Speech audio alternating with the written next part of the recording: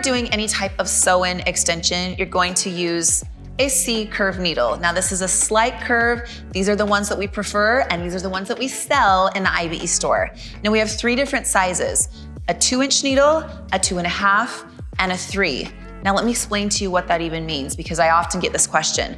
A 3-inch needle means from tip to tip, that is 3 inches.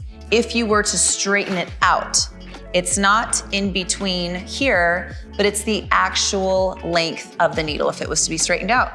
So again, we have a 2-inch, 2.5, and 3-inch. What is the correct size? Whatever works for you. Whatever is best for you, whatever feels good in your hand. If you're struggling with your stitching for some reason, my first suggestion is to always try a different size of needle. It may just be the trick.